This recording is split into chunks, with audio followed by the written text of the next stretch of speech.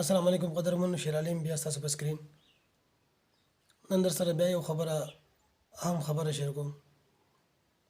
ووټونه را روان دي او هر سړی په دې وخت کې چې دی نو تابعدار دی او هر سړی خدمت ته ولاړ دی. هر سړی دفتر کولاو کړی دی د خدمت لپاره، خو لیکن دا دفتر یو څو ورځې صرف او دا منډه تړل او صرف یو څو ورځې. یو خبره همیشه یاد ساتئ، ووټ پاس هم چاله ورکوئ، داسې کس له ورکوئ په مالک ووټ چې 5 وخته مزګزار وي، چې تاسو ته پته وي چې دا رامخور نه دی، چې تاسو ته پته وي چې دا سړی حلالي دی، تاسو ته پته وي دا سړی د مخکې نه خدمتګار دی، او چې د دې یو سړی 5 وخته منزل نه راځي به تل څه خدمت وکړي. چې یو سړی د پردي حق پروا نه ساتي یا به تل څه خدمت وکړي، او به سبا د ټیکهدار نه 10,000 روپۍ والي به شرمېږي، به کوڅې به دله کوڅې وشرموي، که د مالي سکاري په شرمونې وشرموي، 100 روپۍ کار به په 10 روپیو کې دله راغونډی بیا.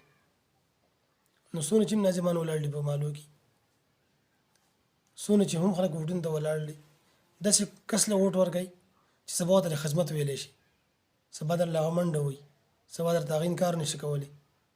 دا ټیم هر سړي چې دی نو د ځانه MNA جوړ کړی دی، هر سړی خدمت ته تابعدار دی، خو چې کله وګټي او سیټو ته میلاو شي، خپلې عهدې ته ورسي، بیا پسې ګرځي، بیا ورته منتونه کوي، بیا به دلته وټه څه خبره کوي، شناخت کارت درسره شته د کومې مالې زه خو تا پېژنم نه، او د وټونو مخکې نه د مور د واله به دې هم راځي، د پلار د واله به دې هم راځي.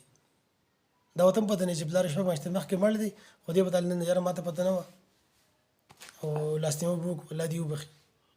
خو چې کله ووټونه وګټي بیا یې په سترګو منئ.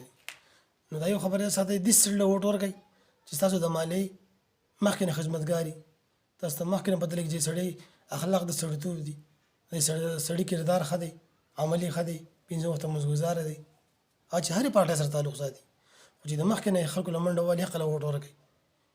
د چا پسې هر سړی به درپسې کور ته رامنډې وایي چې زه تابعدار یم او زه ستا ګاونډی یم او زه داسې یم داسې یم، خو چې ووټ خو پټه یو خزانه ده، که نه درته پکې سړي زوی نه ښکاري یو نیم مه ورکوئ. که درته پکې سړي زوی ښکاري چې دا سړی خدمتګار دی، واقعي منډه وهي، خدمت کوي، د ماليې په سطحه ښه دی، نو بالکل ورله ووټ ورکوئ، ښه په نره ورله ووټ ورکوئ، هر څوک چې دی.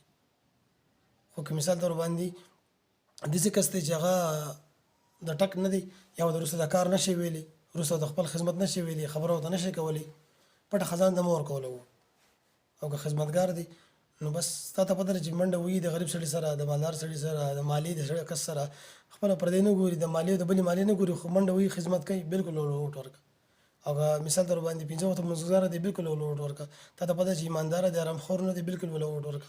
او که داسې نه وي لهذا یو ووټ مه ورکوئ چاله چې درته پته ده چې مالک کسان ولاړ دي، یو پکې هم د کار کوپړی نشته، ټول د سپو غول دي، په تندر یې مرګ یو له ووټ ورنه کوي.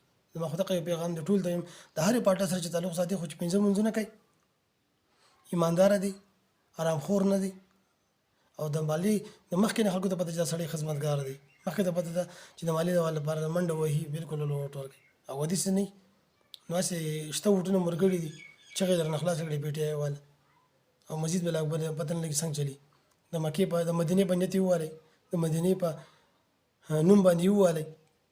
او دغه یو خبره وه چې مدینې ریاست به راولو، او بیا چې کله د سزا ټیم راشي نو بیا ولې خپله مقرر رایي، بیا د مدینې والې ته بیا یېري. نو لهذا هغه چا له ووټ ورکوئ په مالک کې چې مخکې نه هغه خدمتګار وي، د مخکې نه هغه منډه وهي. نن سبا خو هر سړی داسې ته مه ووایي که نه چې تابعدار یې، خو وروسته بیا ورپسې ګرځي، منتونه به ورته کوي. داسې کس له ورکوئ ووټ چې هغه مخکې نه تاسو ته پته وي چې دا سړی ماته انکار نه کوي، مخکې نه انکار چاته نه دی کړی، خدمتګار دی، ایمانداره دی، حرامخور نه دی، بالکل ووټ ورکړه. او که داسې نه وي یو چاله هم ووټ مه ورکوئ. دا پیغام مخکې خور کوئ چې هر سړی دې خبر نه پرې بیا راته خبردار شي چې ووټ چاله ورکول پکار دي.